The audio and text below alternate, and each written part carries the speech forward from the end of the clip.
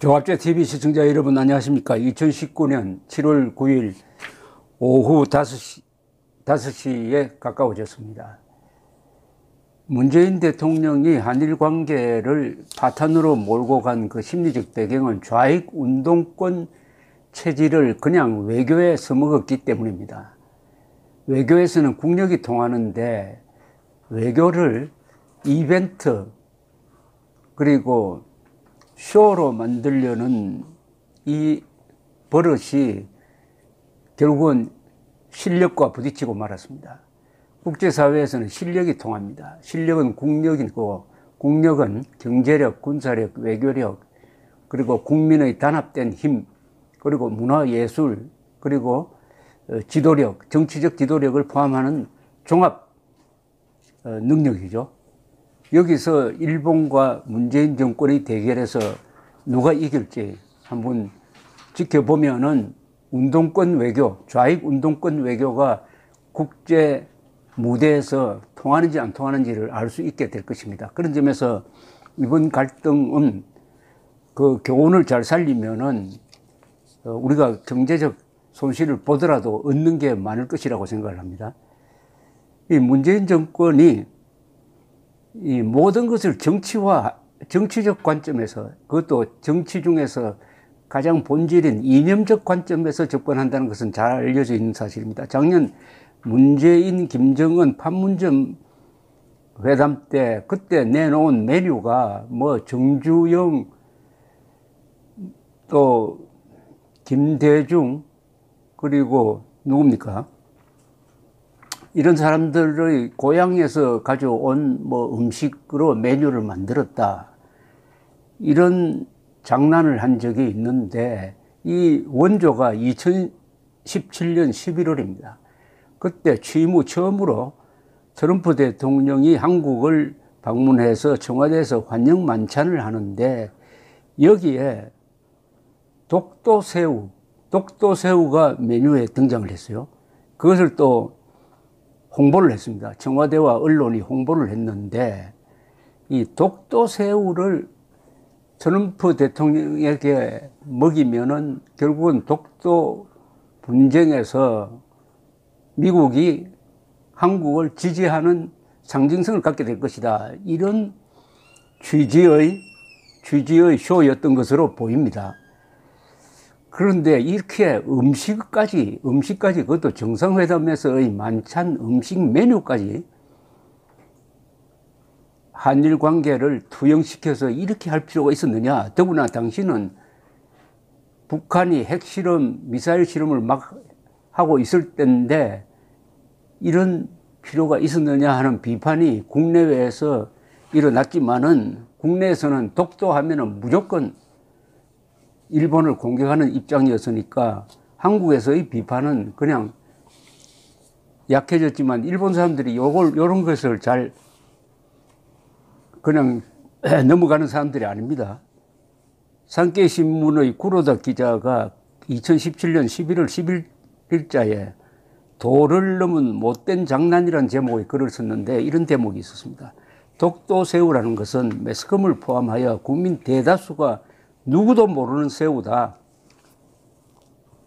그런 새우를 일부러 찾아내어 외교 행사에 등장시키는 따위의 못된 꾀는 지독하다. 이렇게 썼는데 일본 정부에서도 이 논평을 내어놓았습니다. 일본 정부에서는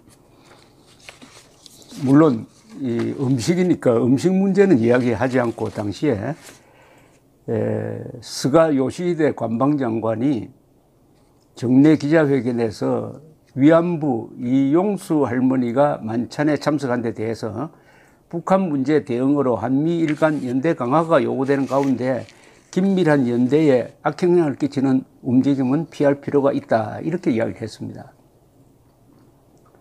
독도새우가 만찬 메뉴로 오른 데 대해서는 다른 나라 귀빈을 어떻게 대접하는지에 대하여는 정부가 코멘트를 피하는 게 어떨까 생각한다라고 이렇게 그냥 넘어갔는데 이 구로다 씨는 음식에 아주 전문가인데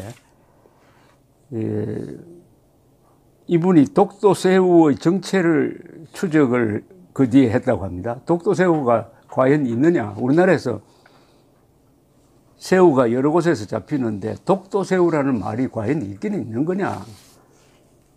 라고 조사를 해봤더니 결국 독도새우는 도화새우로 알려지는 것인데 시장에서 널리 유통되는 일반적인 게 아니고 극히 일부 지역에서 소량으로밖에 잡히지 않는 것이다. 이 독도에서 가장 가까운 곳이 울릉도인데 울릉도에서 잡은 새우는 전기 항로로 200km 이상 떨어진 포항으로 싣고 간 다음에 서울을 비롯한 각지로 보내지는데 과연 그게 독도새우라고 해서 파느냐? 그게 아니라는 거죠. 그냥 독도새우는 언론이 붙인 이름이고 청와대에서 장명한 이름이다.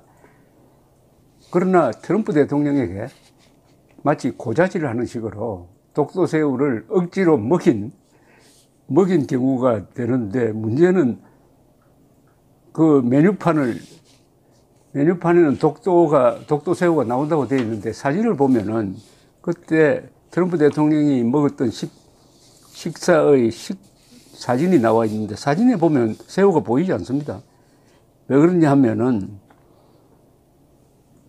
새우 잡채, 다른 음식과 섞어서 잡채를 만들 때 거기 새우가 조금 들어갔다는 겁니다. 새우가 조금 들어갔다. 그런데 이걸 독도새우라고 부각을 시켜서 마치 트럼프 대통령이 독도새우를 먹었으니까 그런데 막상 트럼프 대통령이 먹었다는 그 식사 메뉴 사진을 보면은 거기에 새우가 보이지 않습니다. 왜냐하면 새우와 다른 식재료를 섞어서 잡채를 만들었는데 그 잡채에 새우살이 조금 들어갔다는 겁니다. 새우살이 조금 들어갔는데 언론에 홍보되기는 새우 통으로 새우가 사진에 나오는 바람에 마치 독도새우를 별도로 트럼프 대통령이 먹은 것처럼 되어 있었어요. 이 끈질긴 쿠르다 기자가 이 식단을 설계한 음식점 주인을 상대로 취재를 했다고 합니다. 그래서 꼬치꼬치 물었다고 그래요. 왜 사진에는 새우가 나왔는데 막상 음식상에는 새우가 올려져 있지 않느냐고 하니까 그 주인 말이 그 사진은 청와대가 사전에 보도진들에게 디너를 설명할 때 요리에 사용할 식재료를 소개한 것으로 디너에 실제로 내놓은 소반의 음식은 그렇지 않았습니다. 트럼프 대통령이 바닷가재를 좋아한다는 사전 정보가 있었던지라 그것을 식재료로 쓰려고 구상한 것은 사실이고 그 결과 국산 새우 가운데 비교적 큰 도화새우를 쓰기로 했어요. 그걸 독도새우라고 발표하여 강조한 것은 청와대였지 나로서는 그럴 마음이 전혀 없었습니다. 이렇게 이야기를 했답니다. 어떻게 보면 이게 웃어 넘길 일 같기도 하지만은 일본 사람들을 이런 식으로 대하는 것은 결국 우리한테 손해가 됩니다. 일본 사람들은 오랫동안 800년 동안 무사 지배를 받은 사람들입니다. 우리는 조선조 이후에 600년 동안 선비 지배를 받았고 한국 사람과 일본 사람은 인종적으로 가장 가깝죠. 그러나 다른 정치 체제 하에서 오다가 보니까 이 민족성이 바뀌어졌습니다. 800년 동안 무사 지배를 받았다 하면은 그 분위기를 한번 생각해 보십시오. 어떤 분위기인지. 일본에 가끔 여행을 가는 분들이 옛날에 무사들이 살았던 집을 방문하면 그 인형 같은 걸 만들어 놓습니다. 거기 보면은 일본의 다이묘라고 불리는 영주죠. 영주와 그 부하 무사가 서로 같이 앉아가지고 보고를 하는 그런 모형이 있는데 특이할 거는 양쪽이 다 칼을 차고 있습니다. 보고를 받는 영주도 칼을 차고 있고 보고하는 하급 무사도 칼을 차고 있습니다. 양쪽이 다 칼을 차고 보고를 받고 보고를 할 때 그 분위기가 어땠습니까? 그게 거짓말이 통할 수 있겠습니까? 또는 인간적인 모욕이 일어날 수 있겠습니까? 그런 생활을 800년 동안 해온 일본 사람들은 실력주의자들입니다. 저 사람들은 한국 사람이라서 차별하는 것이 아니라 한국 사람이라도 실력이 있으면은 우대를 하는 사람이죠. 실력주의자들입니다. 그리고 승부를 정정당당하게 하려는 사람들입니다. 그런데 한국의 이 조선조 이후의 선비들, 주자학자들, 그리고 주자군에서 배출한 이 과거시험자들이 한 정치는 칼로 하는 정치가 아니고 말로 하는 정치다가 보니까 아무래도 음모, 말장난, 뭐 이런 데 능하죠. 그러니까 이런 쇼에는 좀 뛰어난 기질이 있습니다. 그러니까 음식을 만들 때 트럼프가 새우를 먹었다고 하면 당당하게 새우를 내어놓든지, 그러지 않고 새우인지 뭔지 먹는 사람도 모르게 잡채 안에 새우가 조금 들어갔다고 해가지고 이걸 독도새우라고 홍보를 했다. 홍보를 한 목적이 뭐냐 이겁니다. 목적이 이걸 가지고 트럼프를 과연 설득시킬 수 있겠느냐. 트럼프가 문재인보다는 아베와 더 친한 사람입니다. 자신을 노벨 평화상으로 추천해달라고 부탁한 사람이 아베였어요. 그러면 트럼프가 이걸 알게 되면은 기분이 어떨까? 그리고 일본 사람이 알면 어떨까? 일본 사람이 알 수밖에 없는데 일본 사람이 알면은 괘씸하게 생각하지 않을까? 경멸하지 않을까? 이렇게 생각해 봐야 되는 거 아닙니까? 그러면은 독도새우를 연출해 가지고 누구를 위한 거냐? 그럼 한국에 있는 한국 사람을 위한 거냐? 그렇게 하면은 속 시원하다. 트럼프가 독도새우를 먹었으니까 이제는 독도는 한국 땅이라고 할 것이다. 이렇게 국민들을 속이기 위한 것이냐? 그것밖에 계산이 되지 않습니다. 그러나 이런 게 문재인 정권, 그리고 역대 뭐 보수 정권도 일본 문제에 관한 잘 다룬 사람은 별로 없어요. 박정희, 전두환 두 사람이 일본을 가장 잘 다룬 사람입니다. 김영삼,